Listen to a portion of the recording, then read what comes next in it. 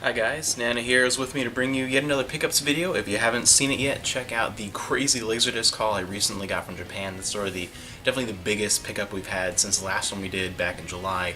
A whole series of those. It'll take you a while to watch though, but it's worth it if you like Laserdiscs and you're into Jackie Chan especially, but pretty much anything from Japan, Hong Kong. So check those out. We've had some decent luck with finding some kind of odds and ends in definitely the Goodwill bargain room recently. We haven't found much outside of that, but digging through and finding some cool things, some cool nostalgic things. We have Spike, The Land Before Time, and a couple of the old Space Jam toys. Do you remember those where you connect them all together and actually, they all move? Everybody from Space Jam. It's one of those nostalgic movies that when you look back, it's really not that great of a movie, but man, do I have some great memories with that. One I want to look out for on Laserdisc.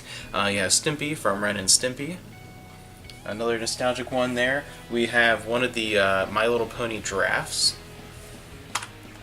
A official container of Pogs, filled with Pogs, of course. So that's, again, another very 90s thing there.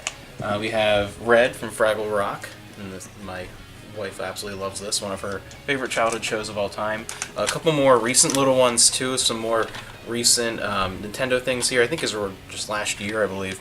But found a handful of those sitting in the bottom, and when you pick stuff like this up at Goodwill in the bargain room, they're worth getting. The kind of things we wouldn't necessarily search out for, but they're fun and nostalgic, and they end up costing you like a few cents. I mean, this whole pile here would have been maybe like not even $2. The little Mario one here, which flip on the switch, he changes color.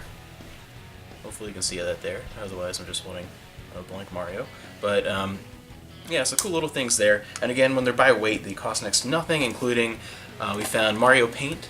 So on the Super Nintendo, it was also in one of those bins, just kind of sitting there, clean it up a bit, and it looks perfectly fine.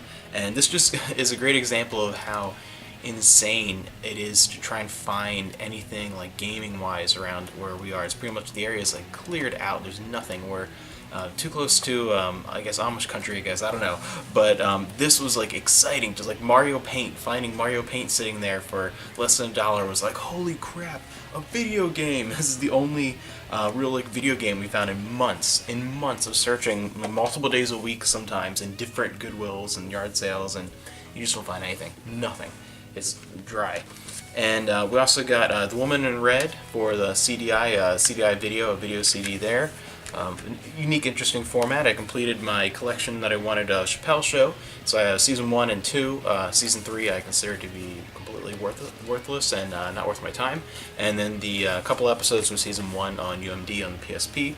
VHS, something that I don't collect a lot more anymore, just kind of some nostalgic things and things that we have, but occasionally I find something that's interesting. We have a demo tape for Crime Story, so that's pretty cool.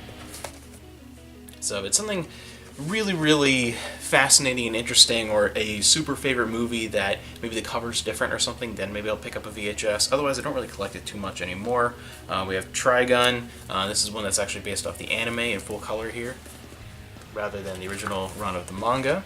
A couple more manga here. We have Tokyo Pet Shop of Horrors, which looks pretty cool. I actually don't know anything about this one, but it's a pretty cover. The art looks pretty nice inside, so I might have to check that one out. And Zombie Powder, Tite Kubo, who Bleach is one of those things where it really isn't that great, and I can't stand the anime, but I started reading and collecting the manga when it very first started coming out here in the US, and I got far enough into it, and like I like it enough that like I'm just gonna complete the collection. I'm already, I think, like 40 volumes into it at least. He's one of those artists where like I have no interest in reading this after finishing Bleach. Bleach is just like, I have an attachment to the actual manga itself over the years, but it's not one of my favorites. And the anime, the pacing is atrocious. You can skip like 10 episodes and come right back in. It's like you miss nothing because nothing happens. Found a bunch of kids books here if you want to scare yourself. A couple more 90s scary ones, Dead Time Stories, Revenge of the Goblins. This is a series that I might cover sometime in the future because it's another one of those 90s trying to saddle on the Goosebumps popularity and kind of make some money off of that. But I actually think that the Dead Time stories are better than Goosebumps. There aren't that very many of them, they weren't that popular, and a lot of these spin-off horror things didn't do very well, but Dead Time Stories I think is actually pretty quality. One that my wife picked up is pretty funny, from, I think it's from the 60s actually, Playboy Party Jokes. And it's kind of funny. I like it, but it's yeah, 1963. So when the shoe wanted there, I picked it up and thought it was funny, put it back, and she's like, no, we gotta get that. But yeah, it's actually pretty funny, and it's interesting sometimes with the artwork's actually really pretty. There's a whole bunch in here. That's I don't know. I really liked stuff from the time period and some of the jokes, and it's just kind of funny because sometimes you have to really at least have somewhat of an idea of the late 50s and early 60s to understand a lot of the jokes in here too. But it comes off pretty funny. And we have Enchantress from the Stars. So this is another Firebird fiction here, a fantasy and science fiction. This one's science fiction. This is one of my wife's favorite publishers, so we usually pick up these whenever we see that Firebird logo there. And she got me a Conan the Barbarian. So anything, this one is some of the comics here. But any of the books, any of the comics, I mean, definitely, of course, the original stories are the best, but anything afterwards, there's still some good ones. A lot of different authors have done different takes on him, and different comic book artists and things like that, but some of them are pretty good. We also have 1927, Pages of Time, a nostalgic news report. So it's one of those, the year you were born, and it has a bunch of facts about the year you were born. It's kind of a silly little thing, but I do like the 20s, and it's kind of cool seeing some of the interesting facts of the year and little news things here. So something else like a few cents really. Pretty interesting pickup. We have Bunnicula, The Fright Before Christmas. So this is something that a series that my wife grew up with, reading the Bunnicula books. I've never read one, but I'll have to read them because I know there'll be something we'll be reading to our kids in the future. And we don't have the cassette tape for it, but one of the Disney read-alongs, we have Disney's Robin Hood. And even just finding one of these in decent shape, again, in Goodwill or like a bargain room or something like that, is pretty nice just by itself. So even if you don't have the cassette with it, a few more Farscape comics. We find these every once in a while at Ollie's Bargain Outlet. Is usually a place where we found most of our Farscape comics, but they're sort of left over from comic book shops or a few that are actually closed down around the area. They get surplus and things like that, and the Farscape ones are always really nice.